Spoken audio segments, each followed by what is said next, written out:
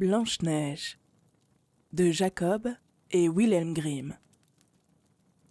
Traduction par Félix Franck et E. Asleben.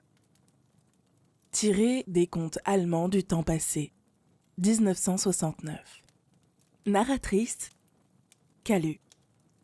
C'était au milieu de l'hiver et les flocons de neige tombaient comme des plumes. Une reine était assise près de sa fenêtre au cadre d'ébène et cousait. Et comme elle cousait et regardait la neige, elle se piqua les doigts avec son épingle, et 3 gouttes de sang en tombèrent. En voyant ce rouge si beau sur la neige si blanche, elle se dit « Oh, et si j'avais un enfant blanc comme la neige, rouge comme le sang et noir comme l'ébène ?» Bientôt, elle eut une petite fille qui était aussi blanche que la neige, avec des joues rouges comme du sang et des cheveux noirs comme l'ébène. Ce qui fit qu'on la nomma Blanche-Neige. Et lorsque l'enfant eut vu le jour, la reine mourut. 1 an après, le roi prit une autre femme. Elle était belle, mais fière et hautaine, à ne pouvoir souffrir qu'aucune autre la surpassât en beauté. Elle avait un miroir merveilleux, et quand elle se mettait devant lui pour s'y mirer, elle disait « Petit miroir, quelle est la plus belle de tout le pays ?»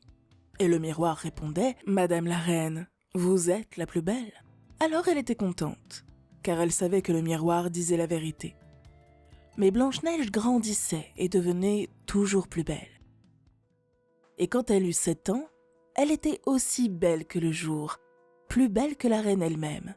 Comme celle-ci demandait une fois à son miroir « Petit miroir, quelle est la plus belle de tout le pays ?» Il lui répondit aussitôt « Madame la reine, vous êtes la plus belle ici, mais Blanche-Neige est 1000 fois plus belle que vous. » La reine consternée devint livide de rage et d'envie.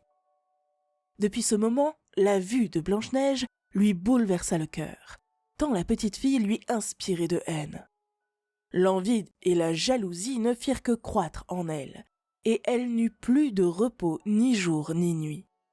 Enfin, elle fit venir son chasseur et lui dit « Portez l'enfant dans la forêt, je ne veux plus la voir devant les yeux. Là, vous la tuerez et vous m'apporterez son foie et ses poumons comme preuve de l'exécution de mes ordres. » Le chasseur obéit et emmena l'enfant avec lui. Et quand il eut tiré son couteau de chasse pour percer le cœur de l'innocente Blanche-Neige, voilà que la petite fille commença à pleurer et dit « Ah, mon bon chasseur, laissez-moi la vie. Je courrai dans la forêt sauvage et ne reviendrai jamais. » Elle était si belle que le chasseur eut pitié d'elle et dit « Va, pauvre enfant. » Il pensait en lui-même « Les bêtes féroces vont te dévorer bientôt. » Pourtant il se dit, le cœur soulagé d'un grand poids, à l'idée qu'il avait pu se dispenser de l'égorger. Et comme il vit courir devant lui un marcassin, il le tua, en prit le foie et les poumons, s'en fut les présenter à la reine, qui les fit bien assaisonner et cuire.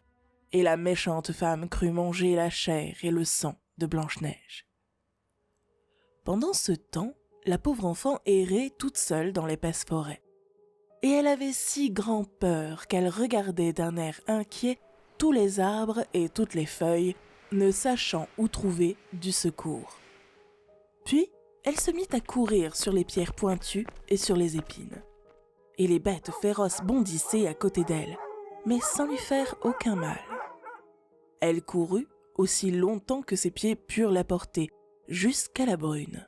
Et elle aperçut alors une petite cabane, où elle entra pour se reposer. Tout dans cette cabane était petit, mais si gentil et si propre qu'on ne saurait le décrire. Il y avait une petite table recouverte d'une nappe blanche avec 7 petites assiettes. Chaque assiette avec sa petite cuillère, puis 7 petits couteaux, 7 petites fourchettes et 7 petits gobelets. Contre le mur, il y avait 7 petits lits, l'un à côté de l'autre, couverts de draps blancs comme la neige. Blanche-Neige avait très faim et très soif. Elle mangea une cuillerée de légumes avec une bouchée de pain dans chaque assiette et but dans chaque gobelet une goutte de vin, car elle ne voulait pas prendre une seule part tout entière. Puis, comme elle était fatiguée, elle essaya de se coucher dans un des petits lits, mais l'un était trop long, l'autre trop petit, et enfin il n'y eut que le 7e qui fut à sa taille. Elle y resta donc, fit sa prière et s'endormit. La nuit venue, les maîtres de la cabane arrivèrent. C'étaient des nains qui cherchaient de l'airain et de l'or dans les montagnes. Ils allumèrent leurs petites lampes, et quand le logis fut éclairé, ils virent bientôt que quelqu'un avait passé par là, car tout n'était plus dans le même ordre où ils l'avaient laissé. Le premier dit « Qui s'est assis sur ma chaise ?» Le second « Qui a mangé dans mon assiette ?» Le troisième « Qui a pris mon pain ?» Le quatrième « Qui a touché à mes légumes ?» Le cinquième « Qui a piqué ma fourchette ?» Le sixième « Qui a coupé avec mon couteau ?» Et le septième « Qui a bu dans mon gobelet ?» Puis le premier se retourna et il vit que son lit était un peu affaissé. « Qui s'est couché sur mon lit ?» dit-il, et les autres d'accourir et dirent « Dans le mien aussi, il y a eu quelqu'un. » Mais le septième, en regardant son lit, aperçut Blanche-Neige qui était couchée et dormait. Il appela ses frères qui se hâtèrent de venir et se récrièrent d'étonnement. Et chacun fut chercher sa lampe pour mieux contempler Blanche-Neige. « Ah mon Dieu, ah mon Dieu !» répétaient les nains, « que cet enfant est belle !» Ils étaient ravis de l'admirer et se gardèrent bien de l'éveiller. Le 7e nain dormit 1 heure dans le lit de chacun de ses compagnons jusqu'au point du jour. Le matin, quand Blanche-Neige sortit de son sommeil, elle vit les petits hommes et fut effrayée. Mais ils se montrèrent fort aimables et lui demandèrent son nom. « Je me nomme Blanche-Neige, » dit-elle. « Par quel hasard, reprirent les nains, es-tu venue dans notre maison ?» Alors elle leur conta son histoire, comment sa belle-mère avait voulu la faire tuer, comment le chasseur l'avait épargnée et comment elle avait couru tout le jour jusqu'à ce qu'elle rencontrât la petite cabane. Les nains lui dirent « Veux-tu faire notre ménage? Les lits, la cuisine, coudre, laver, tricoter? En ce cas, nous te garderons avec nous et tu ne manqueras de rien. » Blanche-Neige leur promit tout ce qu'ils désiraient et resta chez eux. Elle vaquait aux soins du ménage. Le matin, les nains s'en allaient pour chercher dans les montagnes de l'airain et de l'or. Le soir, ils rentraient au logis où le dîner devait se trouver prêt. Toute la journée, la jeune fille était seule et ils l'avertissaient en partant de se tenir sur ses gardes. Car, disaient les bons petits hommes, ta marâtre saura bientôt que tu es ici. N'ouvre à personne. Cependant, la reine qui croyait avoir mangé la chair et le sang de Blanche-Neige pensait bien être de nouveau la plus belle du pays. Et pour en avoir l'assurance, elle se mit devant son miroir et lui dit « Petit miroir, quelle est la plus belle de tout le pays ?» Aussitôt le miroir répondit « Madame la reine, vous êtes la plus belle ici, mais Blanche-Neige, au-delà des montagnes, chez les 7 petits nains, est 1000 fois plus belle que vous. » La reine pâlit de colère. Elle savait que le miroir ne mentait pas. Et elle reconnut que le chasseur l'avait trompée et que Blanche-Neige vivait encore. Elle songea, Derechef, au moyen de la tuer. Car, aussi longtemps qu'elle ne serait pas la plus belle, elle sentait qu'elle n'aurait pas de repos. Enfin, elle imagina de se grimer le visage et de s'habiller en vieille marchande, de façon à se rendre méconnaissable. Ainsi déguisée, elle alla dans les 7 montagnes, chez les 7 nains, frappa à la porte de la cabane et cria « De belles marchandises, achetez, achetez !» Blanche-Neige regarda par la fenêtre et dit « Bonjour ma bonne femme, que vendez-vous là ?»« De bonnes marchandises, de belles marchandises !» reprit l'autre, « des lacets de toutes les couleurs. » Et elle tira de sa boîte un lacet tressé de soie de diverses couleurs. « Je peux laisser entrer cette brave femme ?» pensa Blanche-Neige. Et tirant le verrou de la porte, elle ouvrit à la vieille et lui acheta le beau lacet. « Enfant, dit la vieille, De quelle façon êtes-vous lacée ? Je vais vous montrer comment il faut faire. Blanche-Neige, sans aucun soupçon, se plaça devant elle et se fit lasser avec le nouveau lacet. Mais la vieille le serra si fort que la jeune fille en perdit la respiration et tomba comme morte. « Maintenant tu as fini d'être la plus belle, » dit la marâtre, et elle s'en alla au plus vite. Vers le soir, les 7 nains revinrent à la cabane. Mais quel ne fut pas leur trouble en apercevant leur chère Blanche-Neige étendue par terre sans mouvement et comme inanimée. Ils la relevèrent, et quand ils eurent vu le lacet qui l'étranglait, ils le coupèrent. Alors elle commença à respirer faiblement et revint à elle peu à peu. Les nains écoutèrent le récit de ce qui s'était passé et dirent « La vieille marchande n'était autre que la reine. Prends garde de n'ouvrir à personne désormais en notre absence. » La méchante reine, dès qu'elle fut de retour chez elle, alla droit à son miroir et lui demanda « Petit miroir, quelle est la plus belle de tout le pays ?» Et le miroir magique de répondre « Madame la reine, vous êtes la plus belle ici, mais Blanche-Neige au-delà des montagnes, chez les 7 petits nains, est 1000 fois plus belle que vous. » Lorsque la reine entendit cela, tout son sang se porta au cœur, tant sa colère fut violente à l'idée que Blanche-Neige était en vie.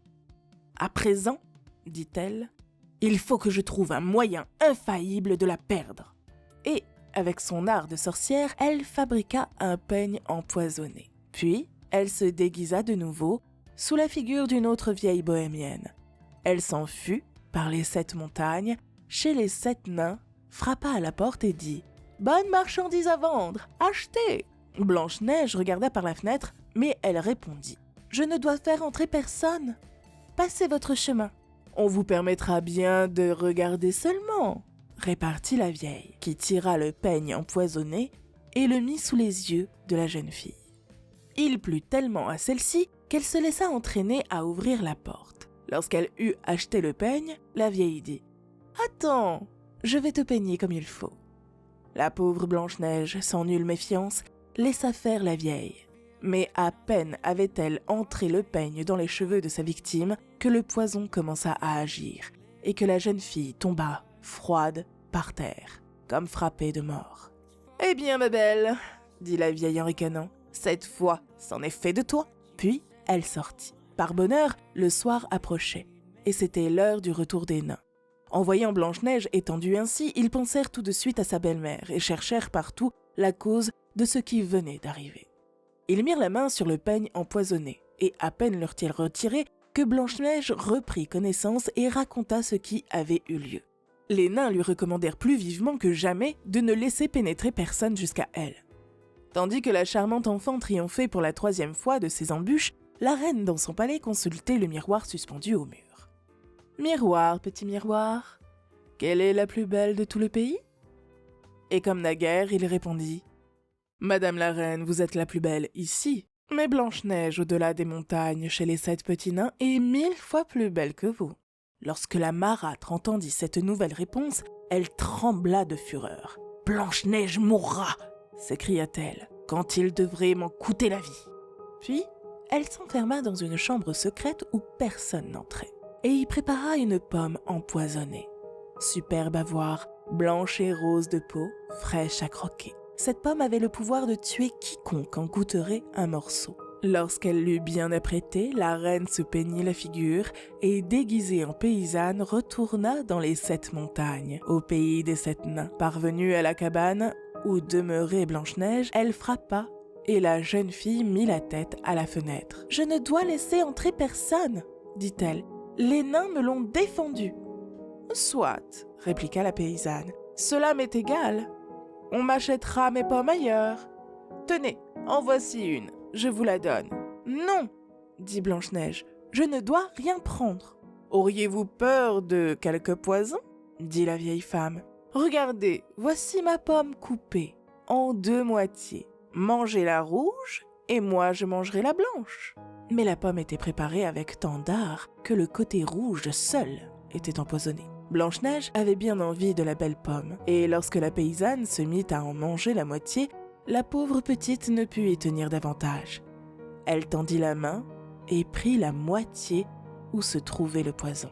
À peine ses lèvres s'y furent-elles posées qu'elle tomba morte sur le sol.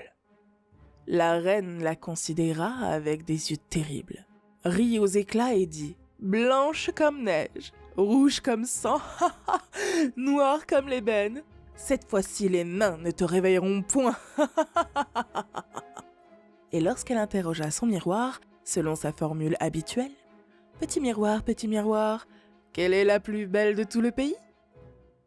Il répondit enfin, « Madame la reine, la plus belle, c'est vous. » Alors, le cœur envieux de la marâtre fut satisfait, autant que peut l'être un cœur envieux.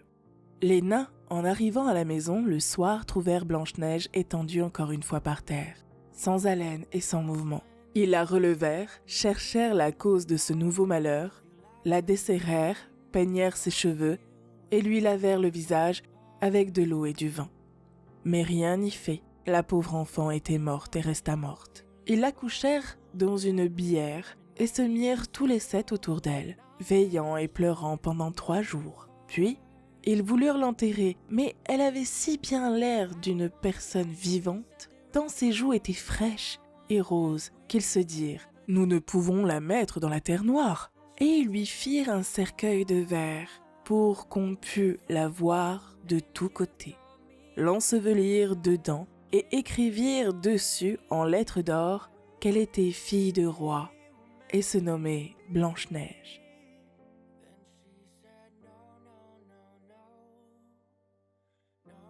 Ensuite, ils placèrent le cercueil sur le haut de la montagne, et l'un d'eux restait toujours auprès d'elle pour la garder. Les oiseaux vinrent aussi pleurer Blanche-Neige. Le premier fut un hibou, le second un corbeau, et le troisième une colombe. Blanche-Neige était ainsi depuis bien longtemps dans son cercueil et ne changeait pas de figure, ne semblait toujours qu'endormie, car elle était toujours blanche comme neige, avec des joues rouges comme du sang, sous ses beaux cheveux noirs comme l'ébène. Or, il advint qu'un fils de roi, allant par la forêt, arriva chez les nains pour y passer la nuit. Il vit Blanche-Neige couchée dans le cercueil de verre sur la montagne et lut ce qui s'y trouvait écrit en lettres d'or. Alors il dit aux nains « Livrez-moi ce cercueil et je vous donnerai tout ce que vous voudrez. » Mais les nains répondirent « Nous ne le livrerions pas pour tout l'or du monde. » Eh bien, reprit-il d'un ton suppliant, faites-m'en présent, car je ne peux plus vivre sans voir Blanche-Neige. Les bons petits nains, touchés de ses prières, eurent pitié de lui et lui permirent d'emporter le cercueil. Les gens du prince le soulevèrent sur leur épaule, mais ayant heurté du pied une grosse racine, ils tombèrent et, par l'effet du choc, le cœur de la pomme sortit du gosier de Blanche-Neige. Presque aussitôt, elle rouvrit les yeux, se redressa et dit « Mon Dieu ! Où suis-je ? Avec moi qui t'aime plus que tout au monde !» s'écria le fils de roi plein de joie. Il lui raconta ce qui s'était passé. « Viens avec moi dans le château de mon père, dit-il, et tu seras ma femme. » Et Blanche-Neige sentit bien qu'elle l'aimait aussi, et elle s'enfuit avec lui, et la noce fut préparée en grande pompe. On n'oublia pas d'inviter la méchante belle-mère à la fête. Lorsqu'elle se fut parée de ses plus riches atours, elle se mit devant son petit miroir et dit « Petit miroir, quelle est la plus belle de tout le pays ?» Le miroir répondit « Madame la reine, vous êtes la plus belle ici, mais la jeune reine est plus belle que vous. » La méchante femme se récria de fureur. Dans son trouble, elle ne savait plus que faire. Tout d'abord, elle ne voulait plus aller à la noce. Mais bientôt, elle changea de résolution et n'eut point de repos qu'elle ne fût partie pour voir la jeune reine. Et lorsqu'elle entra, elle reconnut Blanche-Neige et resta immobile de terreur et d'angoisse. Mais on avait déjà mis des pantoufles de fer sur un feu de charbon ardent, et on les apporta toutes brûlantes. Il eût fallu chausser ses pantoufles rougies au feu et danser avec. Elle fut condamnée à danser jusqu'à ce qu'elle eût les pieds consumés et tomba froide morte. Vous venez d'écouter l'histoire originale de Blanche-Neige, de Jacob et Wilhelm Grimm, traduction de Félix Franck et E. Asleben, tiré du conte allemand du temps passé, 1869. Narratrice, Calu. À très bientôt pour de nouvelles histoires.